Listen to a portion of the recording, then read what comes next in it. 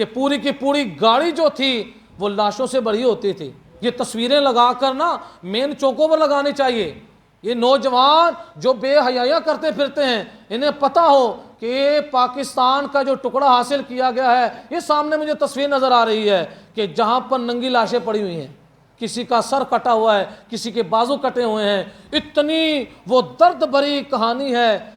ہم نے اپنے گھر کے اندر اپنے بچوں کو یہ پیغام دینا ہے کہ 14 اگست والے دن یہ نہیں ہے کہ میوزک لگایا ہوا ہے اور میوزک پر جناب والا وہ ڈانس ہو رہا ہے، بے حیائی کی فلمیں دیکھی جا رہی ہیں، بچے بے حیائی کے مناظر دیکھنے کے لیے پارکوں میں گئے ہوئے ہیں۔ ہم نے بتانا ہے یہ 14 اگست والا دن جو ہے یہ سجدہ شکر کا دن ہے۔ ایسے ہی ہے نا، آپ جس مرضی محکمے میں چلے جائیں الا ماشاء اللہ بغیر رشوت کے کام۔ اب جب ہمارے اس معاشرے کے اندر کام ہیں ہی سارے غیر اسلامی، تو کس طرح انقلاب آئے گا، کس طرح مہنگائی کنٹرول ہوگی؟ یہ مہنگائی اللہ کی طرف سے آفت ہے، اللہ کی طرف سے یہ فتنہ ہے۔ کس وجہ سے؟ کہ آج ہمارے اپنے کردار کیا ہو چکے ہیں۔ کئی ایسے بندے ان کو پتہ ہے کہ یہ کام بغیر رشوت کے ہو سکتا ہے، لیکن اس کے لیے تھوڑی کوشش کرنی پڑے گی، لائنوں میں لگنا پڑے گا۔ اگر یہ کام رشوت کے ساتھ کروایا جائے تو 2 گھنٹوں میں ہو جاتا ہے، بغیر رشوت کے کروائیں تو ہفتہ 2 ہفتے لگ سکتے ہیں۔ تو ہوتا کیا ہے، لوگ اپنے ٹائم کی بچت کرتے ہیں۔ یار کون 2-3 ہفتے لگائے اور لائنوں کے اندر لگے، کوئی بات نہیں میں پیسے دیتا ہوں کام کروا دیتا ہوں۔ ہمارے بڑوں نے بڑی بڑی قربانیاں دی۔ اگر آج ہم صرف وہ تاریخ پڑھ لیں، یقین مانیں 14 اگست والے دن لوگ اللہ کے حضور سجدے سے نہ اٹھیں کہ یا اللہ تیرا اتنا بڑا کرم ہے کہ تو نے ہمیں پاکستان کی صورت کے اندر ملک عطا فرمایا، اتنی قربانیاں دیں۔ یہ تاریخ کے اندر آتا ہے کئی ہماری بہنیں جن کی عصمت پر غیروں نے ڈاکہ ڈالا، لیکن انہوں نے اپنی جان عصمت کی قربانیاں دے کر اس ملک عظیم کی صورت کے اندر اللہ رب العزت کی بارگاہ سے یہ نعمت ہمیں لے کر دی۔ لیکن آج طریقہ کار بدلتا جا رہا ہے۔ نعمت ملے تو کیا کرنا چاہیے؟ اللہ کا شکر ادا کرنا چاہیے۔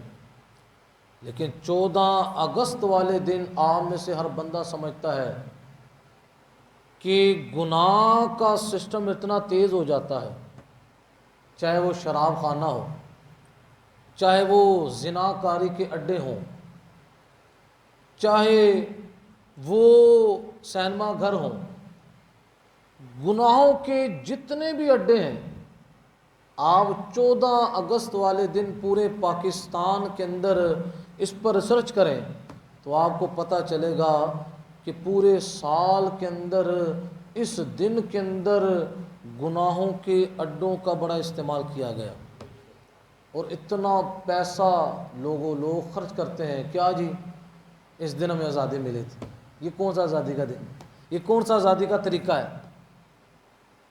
کہ آزادی کا دن اللہ تعالیٰ نے ہمیں دیکھنا نصیب فرمایا؟ تو آج ہمارا کردار کیا ہے؟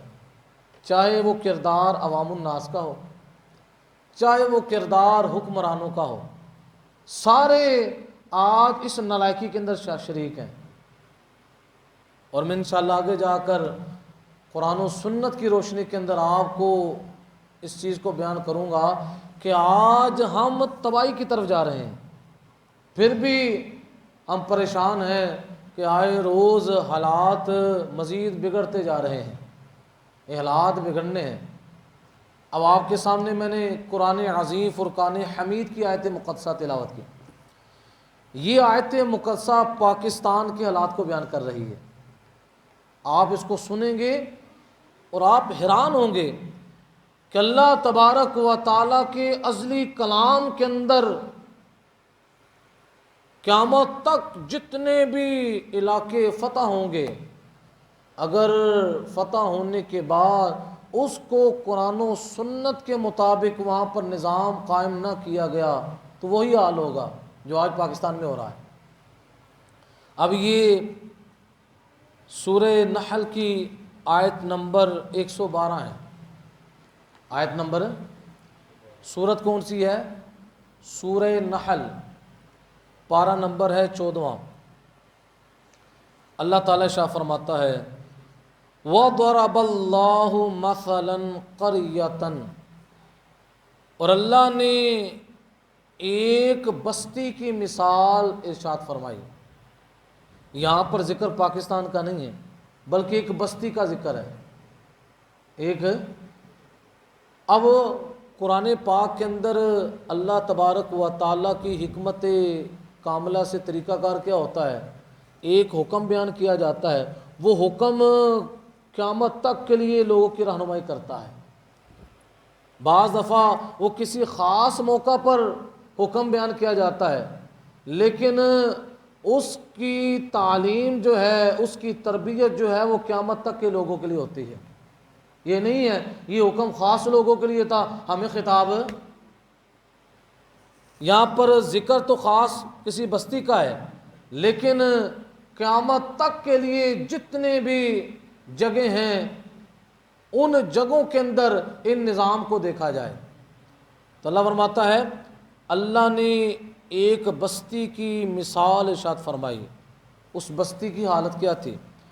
کانت آمنۃ مطمئنہ، کہ وہ بستی امان اور اطمینان سے تھی، کہ جس وقت پاکستان کو آزاد کروا دیا گیا تو پاکستان کے ابتدائی حالات کے اندر اگر آپ دیکھیں اس وقت امن و امان تھا، کسی کی جان کو غیر تحفظ کا سلسلہ نہیں تھا۔ آج تو بندہ پریشان ہوتا گھر سے نکلتے ہوئے، یہ نہ ہو گھر واپس آتا بھی نہیں آتا۔ اس وقت جان کا، مال کا، عزت کا تحفظ تھا جس وقت پاکستان آزاد ہو چکا تھا۔ کیوں؟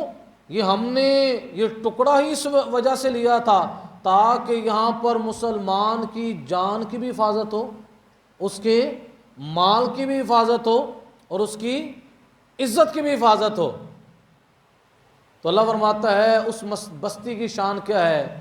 وہ اطمینان والی بستی تھی، کسی قسم کا خون خرابہ نہیں تھا، کسی طرح کی عزت کی حفاظت نہ ہونے کا سلسلہ نہیں تھا۔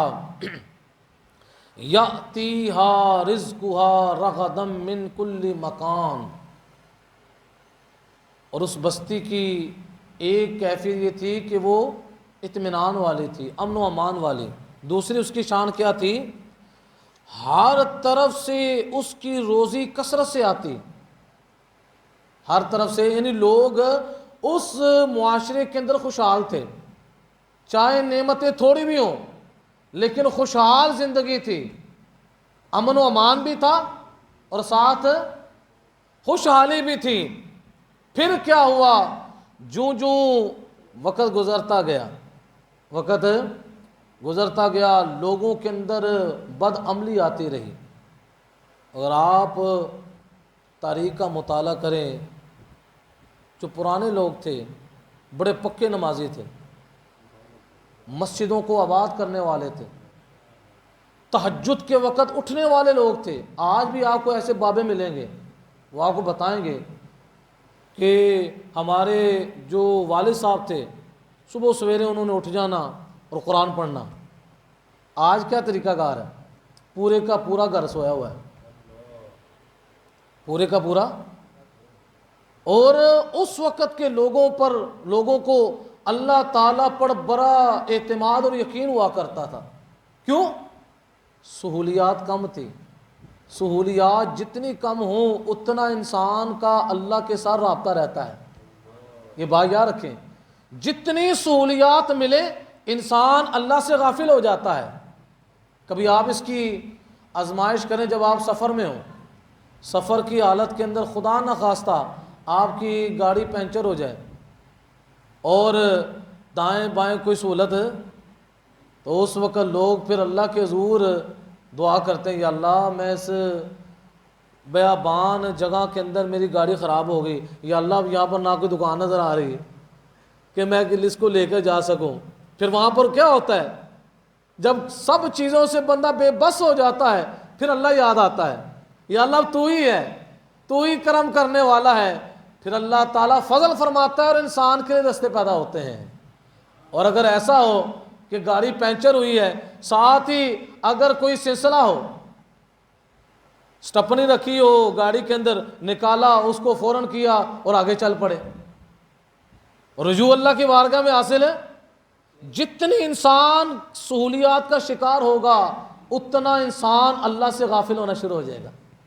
اسی وجہ سے پرانے لوگ، آج تو اتنی سہولیات ہیں، مسجدوں کے اندر اے سی لگے ہوئے ہیں، پھر بھی مسجدیں نمازیوں سے خالی ہیں۔ پہلے وقتوں کے اندر تو لائٹیں بھی نہیں ہوتی تھی، دیے کی روشنی کے اندر لوگ گرمیوں میں نماز پڑھتے تھے، کچے فرش ہوا کرتے تھے، اور پانی لینے کے لیے دور دراز جا کر پانی لے کر آتے، گڑھوں کے اندر بڑھتے، اس کو رکھتے، رات کو اس وجہ سے بڑھ کر سوتے تھے کہ صبح تہجد کے لیے اٹھنا ہے، صبح پانی نہیں ہوگا تو نماز کس طرح پڑھیں گے۔ آج تو موٹر لگائی فوراً پانی مل گیا، لیکن اس کے باوجود تہجد تو بڑی دور کی بات ہے، لوگ فجر کے لیے نہیں اٹھتے۔ یعنی جو جو سہولیات ملتی جا رہی ہیں، انسان اپنے رب سے غافل ہوتا جا رہا ہے۔ تو وہ پرانے لوگ جتنے اس پرانے دور کے اندر سہولیات ان کے پاس کم تھی، ان کا ایمان اتنا پکا تھا، ایمان کے اندر اتنی مضبوطی تھی۔ تو اللہ تبارک و تعالیٰ فرماتا ہے، بستی کی مثال دے کر شاہ فرماتا ہے کہ اس کی حالت کیا تھی، وہ اطمینان والی تھی۔ کیا تھی؟ اطمینان والی تھی، ہر طرف سے روزی کی کثرت ہے، ہر طرف سے۔ پھر اچانک کیا ہوا؟ فَكَفَرَتْ بِأَنْعُمِ اللَّهِ، تو وہ بستی والے انہوں نے اللہ کی نعمت کی ناشکری شروع کر دی، اللہ کی نعمت کی ناشکری۔ وہ لوگ دن بدن آہستہ آہستہ دین سے دور ہونا شروع ہو گئے۔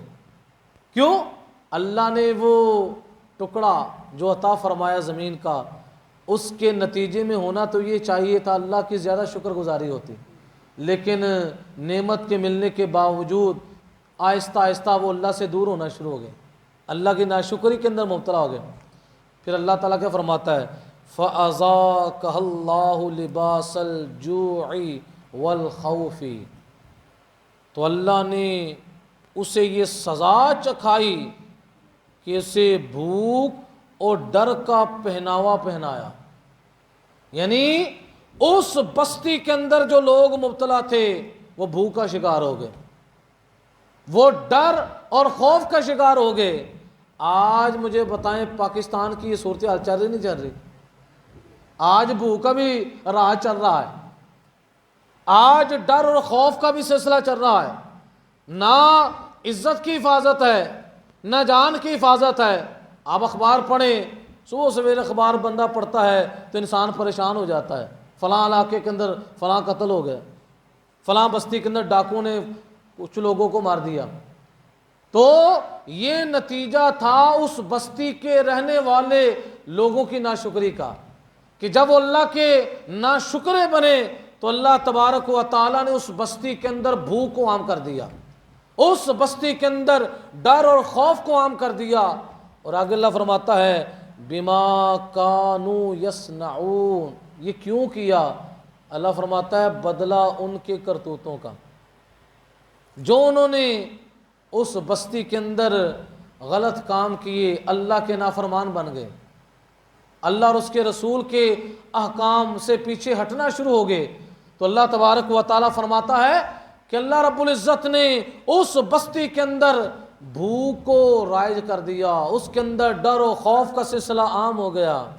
تو آج اگر ہم دیکھیں پاکستان کی موجودہ صورتحال، کتنے حالات دن بدن ناگفتہ بھی ہوتے جا رہے ہیں۔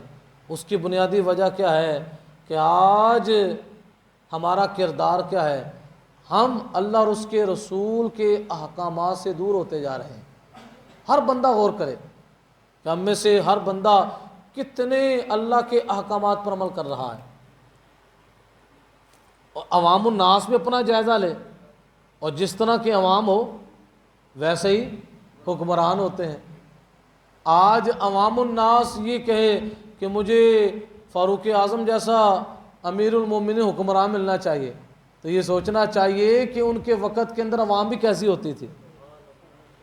آج اگر ایک مثال دیتا ہوں، اگر آج کیبل پر پابندی لگ جائے، کس پر پابندی لگ جائے کہ کیبل پر جتنے بھی غیر شرعی چینل ہیں وہ نہیں چلیں گے، تو آپ دیکھ لیجیے گا اگلے دن لوگ احتجاج کے لیے باہر آ جائیں گے کہ حکومت کو چاہیے کیبل کو بحال کرے۔ ہم اتنے اچھے اچھے پروگرام وہاں پر دیکھتے ہیں، اب گھر میں بیٹھ بیٹھ کر ہم کیا آ گئے ہیں، تنگ آ گئے ہیں۔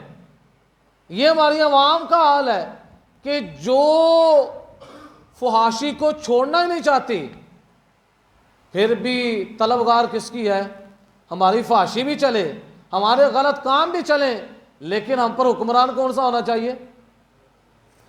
حضرت عمر فاروق جیسا ہونا چاہیے، کام غیر اسلامی چھوڑنے نہیں، لیکن طلب یہ کرنا کہ ہم پر حضرت امیر المومنین فاروق اعظم جیسا حکمران مقرر ہو۔ تو اس چیز کی رہنمائی ہمارے آقا علیہ الصلوۃ والسلام نے اپنی احادیث کے اندر ارشاد فرمائی کہ جس وقت لوگوں کے اندر بدعمالیوں کا ایک سلسلہ چل پڑتا ہے، بدعمالیوں کا سلسلہ چل پڑتا ہے، تو پھر اللہ تبارک و تعالیٰ ان لوگوں کے حالات کو تنگی کی طرف لے جاتا ہے۔ اور اگر بندہ چاہتا ہے میرے حالات ٹھیک ہوں، تو اس کا سب سے بہترین طریقہ ہے اسلام کی طرف آ جاؤ، قرآن کی طرف آ جاؤ، رسول اللہ صلی اللہ علیہ وسلم کے فرمان کی طرف آ جاؤ۔ اگر انسان اپنے معاشرے کے اندر کیا چاہتا ہے، امن و امان چاہتا ہے، آج ہمارا پورا ملک جو ہے کس پر چل رہا ہے، سود پر چل رہا ہے۔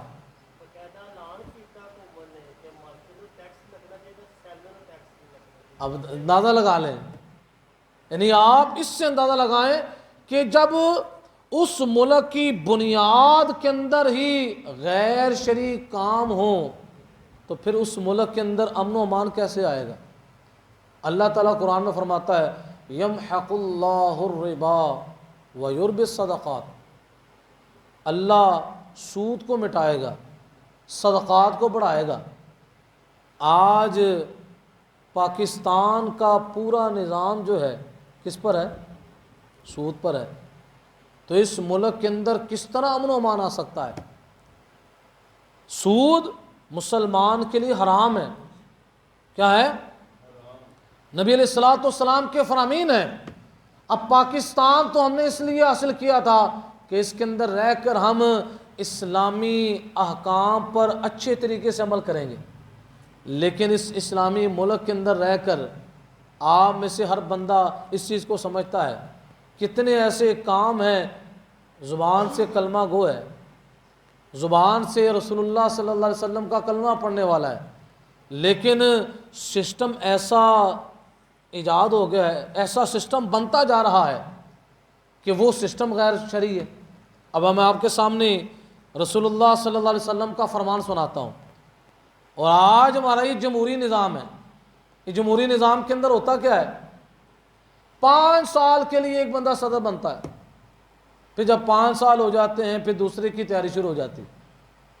یہ جمہوری نظام ہے نا، اور یہ جمہوری نظام عیسائیت کا نظام ہے۔ کس کا نظام ہے؟ یہ عیسائیت کا نظام ہے کہ ایک بندے کو چند عرصے کے لیے منتخب کیا جائے، پھر اس کے بعد کس کی باری ہے، دوسرے کی باری ہے، جس کے نتیجے میں آج ہم دیکھتے ہیں ایک پارٹی جاتی ہے، پھر جب دوسری پارٹی آتی ہے، پھر دوسری پارٹی کیا کرتی ہے، پہلی پارٹی کے خلاف جتنا ہو سکتا ہے وہ پراپوگنڈا کرتی ہے، اور اس کے نتیجے میں معاشرے کے اندر کیا پیدا ہوتا ہے، فتنہ و فساد برپا ہوتا ہے، قتل و غارت کا سلسلہ ہوتا ہے۔ کیوں؟ اب دوسری پارٹی جو ہے وہ اقتدار کے اندر آنے کی کوشش کر رہی ہے، پہلے نے اپنا وقت گزارا، اب وہاں پر آپس میں دشمنیوں کا سلسلہ چل پڑتا ہے، آپس میں قتل و غارت کا سلسلہ چل پڑتا ہے، آپس میں رشوتوں کا سلسلہ چل پڑتا ہے، پیسے کا سلسلہ چلتا ہے، لوگوں کو خریدا جاتا ہے کہ تم نے ووٹ ہمیں دینے، اور یہ سارے طریقے کیا ہیں، غیر شرعی ہیں۔ بندہ یہ کر سکتا ہے کہ کپڑے پر اگر نجاست لگی ہو تو آپ کپڑے پر جو نجاست ہے اس کو پیشاب سے پاک کریں گے یا پانی سے؟ بولے ہیں پانی سے کریں گے۔ اگر آپ پیشاب سے پاک کرنے کی کوشش کریں گے تو گندگی بڑھے گی یا کم ہوگی؟ آج نظام یہ چل رہا ہے کہ گندگی جمع گندگی وہ مزید بڑھتی جا رہی ہے۔ اسلام نے جو طریقہ دیا ہے اس طریقے کو کوئی لے نہیں رہا۔ اب یہاں پر ہمارے ملک کے اندر نظام کیا چل رہا ہے؟ 5 سال کے لیے کوئی آتا ہے، پھر اگلے کی، اور یہی سلسلہ ہے، 4-5 پارٹیاں رہ گئی ہیں، ایک آتا ہے دوسرا چلے جاتا ہے، دوسرا آتا ہے تیسرا، اور ہم ان 4-5-6 پارٹیوں کے غلام بن کر رہ گئے ہیں۔ حالانکہ یہ ملک جس بنیاد پر لیا گیا تھا اسلام کی بنیاد پر لیا گیا تھا کہ اس ملک کے اندر اسلام کا راج ہو۔ کس کا راج ہو؟ اب میرے آقا علیہ الصلوۃ والسلام کیا ارشاد فرماتے ہیں؟ یہ مسلم شریف کی روایت ہے اور اس کے راوی حضرت عبداللہ ابن عمر رضی اللہ تعالیٰ عنہ ہیں۔ کیا فرماتے ہیں؟ قال رسول اللہ صلی اللہ علیہ وسلم، رسول اللہ صلی اللہ علیہ وسلم نے ارشاد فرمایا، من بایع اماما، جو کسی بادشاہ سے بیعت کرے، کسی بادشاہ سے بیعت کرے، فَأَعْطَاهُ صَفْقَةَ يَدِهِ، پھر اسے اپنے ہاتھ کا عقد اور اپنے دل کا میوہ دے دے۔ اپنے ہاتھ کا میوہ کیا مطلب؟ اپنے ہاتھ کو اس کے ہاتھ میں ملائے، یہ حمایت کا اعلان ہوتا ہے۔ اپنا دل بھی اس کو دے دے، یعنی اس بادشاہ کی مخالفت۔ اسلام اب طریقہ بتاتا ہے کہ کس طرح اسلامی طریقہ ہے کہ جو بادشاہ اسلام مقرر کیا، عوام الناس اسے اپنا دل بھی دے دیتے ہیں اور اپنا ہاتھ بھی دے دیتے ہیں۔ پھر حضور نے فرمایا فَلْيُطِعْهُ، تو اگر طاقت رکھے، ان استطاع، اس کی اطاعت کرے، بادشاہ اسلام کی کیا کرے؟ اطاعت کرے۔ فَإِن جَاءَ آخَرُ يُنَازِعُهُ فَاضْرِبُوا عُنُقَ الْآخَرِ، پھر دوسرا اسے جھگڑا کرتا آئے تو دوسرے کی گردن اڑا دے۔ یعنی بادشاہ اسلام جو اسلام کے اندر مقرر ہو چکا ہے، اسلامی طریقہ کار یہ ہے کہ جس کو بادشاہ مقرر کیا جاتا ہے وہ ہمیشہ کے لیے ہوتا ہے، وہ 4 سال کے لیے، 5 سال کے لیے۔ ہاں اگر وہ بادشاہ اسلام کوئی غیر شرعی ایسا کام کرتا ہے جس کی وجہ سے شریعت کہتی ہے کہ اب اس کو معزول کر دیا جائے گا، اگر وہ ایسا کام کرے گا اس کام کی بنیاد پر اس کو معزول کر دیا جائے گا۔ لیکن اگر وہ شریعت کے مطابق کیا کرتا رہتا ہے، سسٹم چلاتا رہتا ہے، تو اسلام کہتا ہے جب تک تیری زندگی ہے تو ہی بادشاہ ہے۔ اس کی مثال آپ کو خلفائے راشدین کی صورت میں ملے گی۔ کہیں ایسا ہوا ہے کہ حضرت ابوبکر صدیق رضی اللہ تعالیٰ عنہ 6 ماہ کے لیے آئے ہوں؟ جب تک آپ کی زندگی رہی آپ خلیفہ رہے، کہ اسلام نے جب تک اس خلیفہ کی زندگی تھی اسلام نے اس کو مقرر کیا۔ پھر حضرت عمر فاروق رضی اللہ تعالیٰ عنہ کا دور خلافت آیا، تقریباً 12 سال آپ خلافت پر متمکن رہے، 4 سال کے لیے نہیں آئے، کتنا؟ تقریباً 12 سال حضرت عمر فاروق رضی اللہ تعالیٰ عنہ خلافت پر متمکن رہے، لیکن اسلام نے اس خلافت کو برقرار رکھا، کیونکہ اسلام کا قانون کیا ہے؟ یہ 4-5 سال والا۔ آج ہم ان لوگوں کو دعوت دیتے ہیں اسلام نافذ کرو، اگر حکومت میں آؤ گے تو ہمیشہ کے لیے آؤ گے، اور تمہاری کرسی 4-5 سال والی نہیں ہوگی، بلکہ کرسی کون سی ہوگی؟ ہمیشہ کے لیے ہوگی۔ اسلام کے ساتھ مخلص رہو گے، اسلام کے وفادار بن کر رہو گے، پھر اسلام لوگوں سے تمہاری عزت کروائے گا۔ تمہاری کیا کروائے گا؟ یہاں پر حضور فرماتے ہیں رعایا کے لیے اگر وہ طاقت رکھتی ہے تو بادشاہ اسلام کی اطاعت کرے۔ تو اسلام جو ہے اس بادشاہ اسلام کی مخالفت سے منع کرتا ہے، اس کی اطاعت کا حکم دیتا ہے کہ تم نے بادشاہ اسلام کے خلاف بغاوت پر نہیں اترنا جب تک وہ اللہ اور اس کے رسول کے ساتھ وفاداری کر رہا ہے۔ کیا کر رہا ہے؟ جب تک وہ اللہ اور اس کے رسول کے ساتھ وفاداری کر رہا ہے تم نے اس کی اطاعت کرتے رہنا ہے۔ تو اب یہاں پر حضور فرماتے ہیں کہ جس بادشاہ کو مقرر کر دیا جائے اس کی موجودگی میں اگر دوسرا آنا چاہے تو وہاں پر کیا ہو، اس کی گنجائش ہے۔ اب یہاں پر کیا ہے، جس کو بادشاہ بنایا گیا ہے، جس کو صدر بنایا گیا ہے، 5 سال تک اگر وہ صحیح کام کرتا ہے تو اسلام تو کہتا ہے وہی رہنا چاہیے۔ اسلام کیا کہتا ہے؟ تو یہاں پر ہماری جمہوریت کیا کہتی ہے؟ نہیں، اب واپس جاؤ، تمہارا سلسلہ مکمل ہو چکا ہے، اب دوبارہ ووٹوں کا سلسلہ ہوگا۔ اسلام کی تعلیمات کیا ہے؟ اسلام کی تعلیمات یہ ہے جس کو دیکھا کہ اس کے اندر حکومت کرنے کی اہلیت ہے، نظام کو چلانے کی اہلیت ہے، اسلام نے اس کو مقرر کر دیا۔ اور اگر اس کے اندر کوئی ایسی چیز نہیں پائی جاتی جو شریعت سے ٹکراتی ہے تو اسلام اس کو اس کے عہدے پر برقرار رکھتا ہے۔ لیکن اگر وہ اسلام کے خلاف چلتا ہے تو اسلام اس کو معزول کر دیتا ہے۔ تو حضور علیہ الصلوۃ والسلام تو یہ فرما رہے ہیں، لیکن آج ہماری جو جمہوریت ہے موجودہ وہ تو عیسائیت کے طریقہ کار پر ہے کہ وہ بھی اس طرح کیا کرتے تھے کہ چند عرصے کے لیے کوئی آتا تھا پھر اس کے بعد دوسرے کو مقرر کر دیتے تھے۔ لیکن اسلام کی جو تعلیمات ہیں کہ خلفائے راشدین کی صورت کے اندر کہ حضرت عمر فاروق ساری زندگی جتنا عرصہ آپ زندہ رہے آپ خلیفہ رہے، پھر حضرت عثمان غنی جتنا عرصہ زندہ رہے، جب آپ کا وصال ہوا تو پھر مولا علی آئے، پھر مولا علی رضی اللہ تعالیٰ نے جب تک آپ زندہ رہے آپ خلیفہ تھے، جب آپ کی شہادت ہوئی اس کے بعد پھر حضرت امام حسن رضی اللہ تعالیٰ عنہ وہ خلیفہ بنے، پھر اس طرح آگے سلسلہ یہ چلتا رہا۔ تو اسلام کی جو تعلیمات ہے وہ یہ ہے کہ جو بادشاہ اسلام ہوتا ہے جس کو رعایا پر مقرر کیا جاتا ہے وہ چند عرصے کے لیے آتا نہیں ہے، بلکہ اسلام اس کو ہمیشہ کے لیے رکھتا ہے جب تک اس کی زندگی ہے۔ اور آگے حضور نبی کریم صلی اللہ تعالیٰ علیہ وسلم نے کون کون سا ایسا مقام ہے، کون کون سا ایسا شعبہ ہے جہاں پر نبی علیہ الصلوۃ والسلام نے ہماری رہنمائی نہ فرمائی ہو، عوام الناس کی بھی فرمائی ہے، اور صاحب اقتدار لوگ جو ہیں ان کو یہ چاہیے یہ مشکات المصابیح کا یہ باب پڑھیں، یہ رسول اللہ صلی اللہ علیہ وسلم کے فرامین ہماری اصلاح کے لیے ہیں۔ یہ جتنے بھی صاحب اقتدار لوگ ہیں ان کو یہ روایتیں پڑھانی چاہیے تاکہ انہیں پتہ چلے کہ ہمارے آقا علیہ الصلوۃ والسلام ہمیں کیا فرما رہے ہیں۔ اب حضور علیہ الصلوۃ والسلام ارشاد فرماتے ہیں، اس حدیث پاک کے راوی حضرت عبد الرحمن بن سامورہ رضی اللہ تعالیٰ عنہ ہیں۔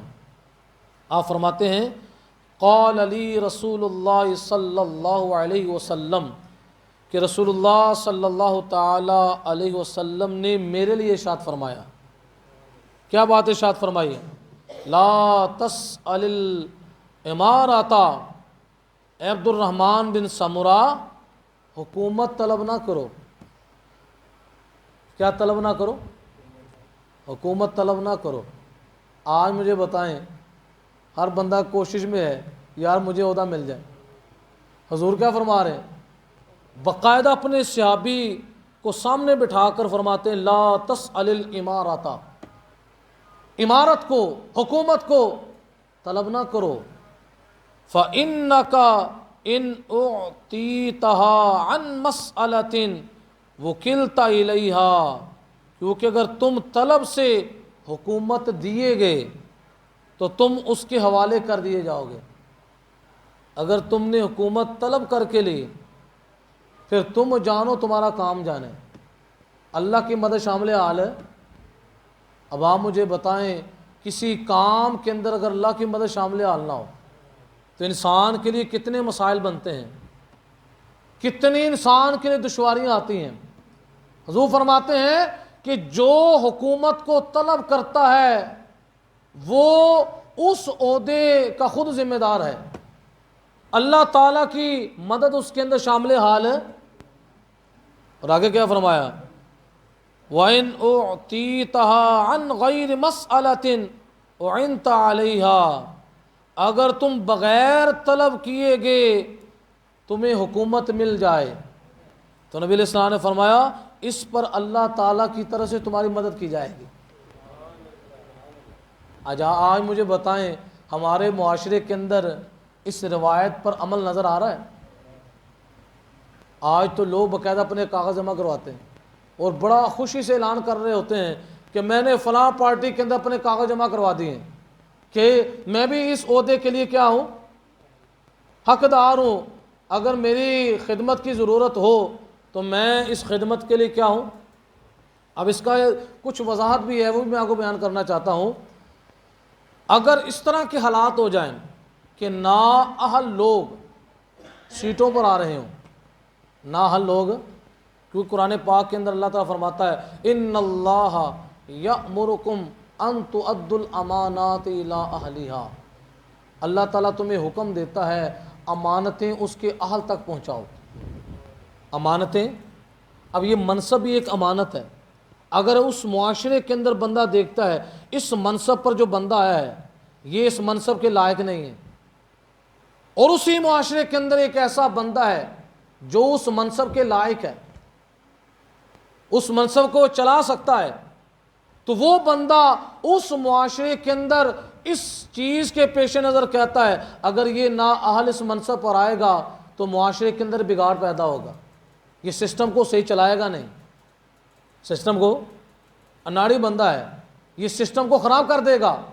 تو وہاں پر اگر کوئی بندہ جو اہل ہے وہ یہ کہتا ہے کہ میں اس منصب پر آنا چاہتا ہوں، تو اس بندے کا اس روایت کے ساتھ تعلق نہیں، بلکہ اس ماحول کے اندر ضروری ہو جاتا ہے کہ وہ بندہ آواز اٹھائے کہ اس منصب پر جس غیر اہل کو بٹھایا گیا ہے اس کو اتارا جائے، اور جو اہل ہے جو اس منصب کے لائق ہے اس کو اس منصب پر کیا کیا جائے۔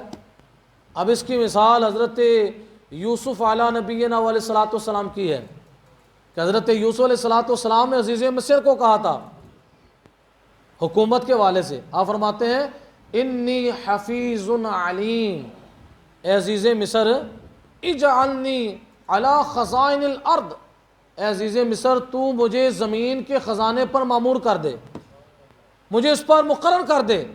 انی حفیظ علیم، میں حفاظت کرنے والا بھی ہوں اور جاننے والا بھی ہوں۔ اب آپ نے وہاں پر عہدہ مانگا، کیوں؟ اس وجہ سے کہ آپ سمجھتے تھے کہ اس ماحول کے اندر جو عہدے پر مامور ہے وہ لائق ہے، آپ چاہتے تھے کہ اس عہدے پر اس کو مقرر کیا جائے جو اس عہدے کو کیا کر سکے، چلا سکے۔ اس بنیاد پر جناب یوسف علیہ السلام نے اس ماحول کے اندر آواز اٹھائی، اے عزیز مصر آپ مجھے زمین کے خزانے پر مامور کر دیں۔ اللہ تعالیٰ نے مجھے یہ صلاحیت عطا فرمائی ہے کہ میں اللہ کا نبی ہوں، انی حفیظ علیم، کہ میں لوگوں کے معاملات کی حفاظت کرنے والا ہوں، علیم، اور لوگوں کے معاملات کو جاننے والا بھی ہوں۔ تو اسی طرح آج یا کسی بھی ماحول کے اندر اگر کسی منصب پر کوئی غیر اہل آ جائے، نااہل آ جائے، تو اس ماحول کے اندر پھر ضروری ہوتا ہے کہ جو اہل ہو اس کو آگے کیا جائے۔ اور آج آپ دیکھ لیں ہمارے معاشرے کے اندر جو بگاڑ پیدا ہو گیا ہے اس کی بنیادی وجہ یہ ہے کہ آج ہمارے جتنے بھی منصب ہیں ان منصبوں پر جو لوگ متمکن اللہ ماشاءاللہ جو اہل منصب پر مقرر ہیں، میں ان کی بات ہے، جو منصبوں پر مقرر ہیں اور نااہل ہیں اور وہ جلدی فیصلہ نہیں ہونے دیتے، ظالم بندہ جو ہے اس کو تحفظ دیتے ہیں، جو بیچارہ مظلوم ہے وہ ساری زندگی عدالتوں کے چکر لگاتا رہتا ہے، اس کو انصاف ملتا، اور ظالم جو ہے مزے کے ساتھ گھر کے اندر بیٹھا ہوا ہے، اس کو پرواہ ہی نہیں ہے۔ کیوں؟ سسٹم اس طرح کا بن چکا ہے کہ جس منصب پر جس بندے کو بٹھایا گیا ہے وہ نااہل ہے، اگر وہ اہل ہوتا تو وہ کیا کرتا، ظالم جو بندہ تھا اس کو پکڑتا اور مظلوم کو انصاف دے کر رہتا، دم لیتا۔ لیکن آج حالات کیا ہیں؟ آج حالات یہ بنتے جا رہے ہیں کہ ظالم کے ساتھ کھڑا ہوا جا رہا ہے اور مظلوم جو ہے اس کو بے یار و مددگار چھوڑا جا رہا ہے، جس کی وجہ سے آج ہمارے معاشرے کے اندر دن بہ دن جو ہے فتنہ و فساد کا سلسلہ برپا ہو رہا ہے۔ تو یہاں پر حضور علیہ الصلوۃ والسلام کیا فرماتے ہیں، یہ جو اس حدیث پاک کا مطلب یہ ہے کہ جو نااہل ہے اور وہ عہدہ طلب کرتا ہے کہ مجھے اس عہدے پر کیا کیا جائے، متمکن کیا جائے، تو حضور فرماتے ہیں اگر وہ مقرر ہو جائے پھر اس عہدے کے اندر اللہ تبارک و تعالیٰ کی مدد شامل حال نہیں ہوگی۔ لیکن اگر ایک ایسا بندہ ہے جو اہل رکھتا ہے، جو اہلیت رکھتا ہے، قابلیت رکھتا ہے، اور بغیر سوال کیے اس کو اس عہدے پر مقرر کر دیا گیا، تو نبی علیہ الصلوۃ والسلام ارشاد فرماتے ہیں اللہ تبارک و تعالیٰ کی مدد اس کے ساتھ شامل حال ہوگی۔ اب اگلی جو روایت ہے جس کے اندر حضور نبی کریم صلی اللہ تعالی علیہ وسلم نے اپنے غلاموں کی رہنمائی فرمائی، حضور علیہ الصلوۃ والسلام اس حدیث پاک کے راوی حضرت ماکل بن یسار رضی اللہ تعالیٰ عنہ، اور یہ روایت جو ہے بخاری کے اندر بھی ہے اور مسلم شریف کے اندر بھی ہے۔ حضرت ماکل بن یسار فرماتے ہیں سمعت رسول اللہ صلی اللہ علیہ وسلم یقول، میں نے رسول اللہ صلی اللہ علیہ وسلم کو فرماتے سنا، ما من وال یلی رعیتا من المسلمین فیموت وهو غاش لهم الا حرم اللہ علی الجنہ، کہ رسول اللہ صلی اللہ علیہ وسلم کو فرماتے ہو سنا کہ مسلمانوں کا جو والی بنا، مسلمانوں کی عوام الناس کا، رعیت کا جو والی بنا، پھر وہ والی کیا کرتا ہے، ان کے حقوق کے اندر خیانت کرتا ہو مر جائے، ان کے حقوق کی حفاظت نہ کرے بلکہ ان کے حقوق کے اندر کیا کرے، خیانت کرے، تو نبی علیہ الصلوۃ والسلام ارشاد فرماتے ہیں اللہ ایسے والی پر جنت کو حرام کر دیتا ہے۔ کیا کر دیتا ہے؟ اب اس کا مطلب کیا ہوا، جس عہدے پر مقرر کیا گیا ہے اس کے حقوق ہیں، اگر اس حقوق کو ادا نہ کیا گیا، اس حقوق اس منصب کے ساتھ امانت داری اختیار نہ کی گئی، خیانت کی گئی، تو نبی علیہ الصلوۃ والسلام فرماتے ہیں اللہ تعالیٰ ایسے والی پر جس کو مقرر کیا گیا ہے اللہ تعالیٰ اس پر جنت کو حرام کر دیتا ہے، اس کا داخلہ جنت کے اندر نہیں ہوگا۔ اور اگلی روایت جس کے اندر یہ راوی حضرت ماکل بن یسار ہیں، آپ فرماتے ہیں رسول اللہ صلی اللہ علیہ وسلم فرماتے ہیں کوئی بندہ جسے اللہ تعالیٰ کسی رعیت کا والی بنائے پھر رعایا کی خیر خواہی کی وہ حفاظت ہی نہ کرے، تو نبی علیہ الصلوۃ والسلام فرماتے ہیں جنت کی جو خوشبو ہے وہ 500 سال کی مسافت سے انسان سونگے گا، یعنی بندے اور جنت کے درمیان 500 سال کا فاصلہ ہوگا، اتنی دور سے اس بندے کو جنت کی خوشبو محسوس ہوگی، ابھی تو جنت کے اندر وہ گیا نہیں، اتنی دور سے اس کو جنت کی خوشبو آئے گی، تو نبی علیہ السلام فرماتے ہیں جو والی مسلمان پر مقرر ہوا کہ ان کے حقوق کی حفاظت کرے، ان کے ساتھ خیر خواہی والا معاملہ کرے، لیکن وہ اپنے منصب پر متمکن ہو کر ان کی خیر خواہی نہ کرے، ان کے حقوق کی حفاظت نہ کرے، تو نبی علیہ الصلوۃ والسلام شاہ فرماتے ہیں اللہ تعالیٰ ایسے والی کو جنت کی خوشبو سے محروم کر دے گا۔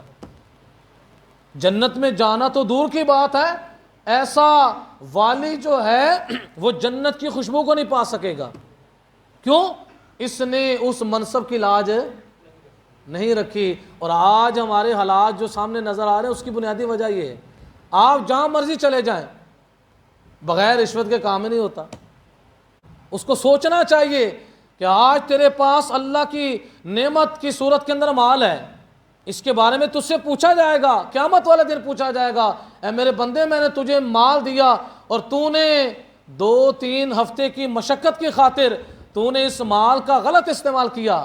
آج ہوتا ہی نہیں، اپنے وقت کی بچت کرنے کے لیے لوگ پیسے دیتے ہیں، یار مجھے پیسے بتاؤ پیسے کتنے چاہیے، پیسے سامنے رکھتے ہیں مجھے کام چاہیے، اگر 50,000 وہ کہتا ہے میں 1,00,000 دینے کو تیار ہوں لیکن میرا کام جلدی ہونا چاہیے، اور وہ خوشی سے کر رہا ہوتا ہے، اس کو یہ پتہ نہیں کہ یہ ریکارڈ ہو رہا ہے، یہ کام کیا ہو رہا ہے۔